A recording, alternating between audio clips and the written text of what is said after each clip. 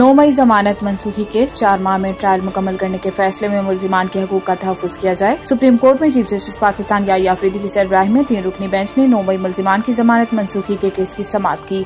दौरान समाअत 9 मई के मुख्तलिफ मुल्जिमान के वकील लतीफ खोसा ने 4 माह में ट्रायल मुकम्मल करने के हुक्म पर एतराज़ करते हुए कहा कि क्या कभी ऐसा हुआ कि 4 माह में ट्रायल मुकम्मल हो। लतीफ खोसा के एतराज़ पर चीफ जस्टिस ने कहा कि ऐसा मत कहें। कानून रोजाना इंसदाद दहशतगर्दी अदालत में मुकदमात की समाअत का कहता है। ट्रायल मुतलका हाई कोर्ट और इंतजामी जज का मामला है। वकील लतीफ खोसा ने कहा कि अदालत के 4 माह के हुक्म से ट्रायल अपसेट होगा।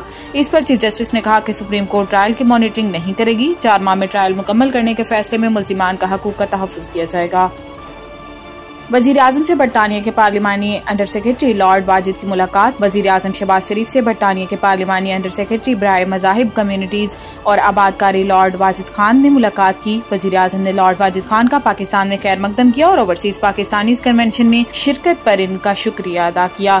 इन्होंने बरतानिया में मुकीम पाकिस्तानी कम्युनिटी के ताउन का सराहा। किंग चार्ल्स सोम के साथ साथ बरतानवी वजीर आजम केयर स्टार्मर के लिए भी नेक ख्वाहिशात का इजहार किया। वजीर आजम ने पाकिस्तान बरतानिया के दरमियान तिजारत, सरमायाकारी, तालीम और अवामी तबादलों और दीगर शोबों में ताल्लुकात को मजीद मजबूत बनाने की पाकिस्तान की ख्वाहिश का अदा किया। शहबाज शरीफ ने पाकिस्तान और बरतानिया ताल्लुकात को फरोग देने और ताल्लुकात की नई राहें तलाश करने में लॉर्ड खान की कोशिशों को सराहा। मुलाकात में लॉर्ड वाजिद खान ने वजीर आजम को अपनी हालिया सरगर्मियों और इक़दामात से आगाह किया।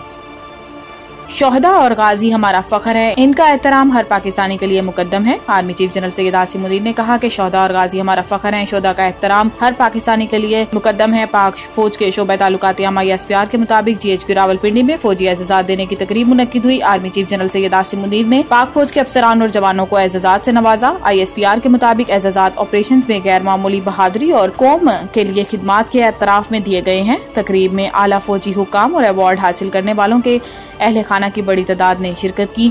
तर्जुमान पाक फौज ने बताया कि तकरीब में सितारा इम्तियाज मिलिट्री और तमगा बसालत के एजाजात दिए गए। शोहदा के अहले खाना ने बाद अज़ मर्ग दिए जाने वाले एजाजात वसूल किए।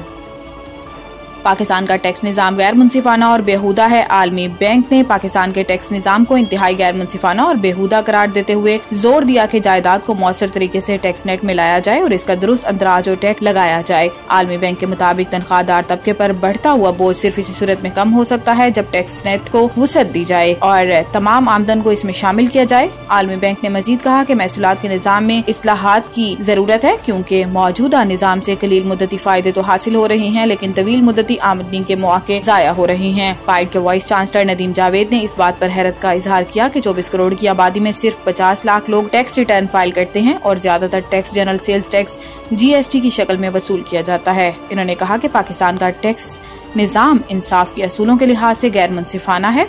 अगर मुल्क सिर्फ 50 लाख फाइलर्स के साथ चलता रहा तो इससे कोई देर पा हल मुमकिन नहीं।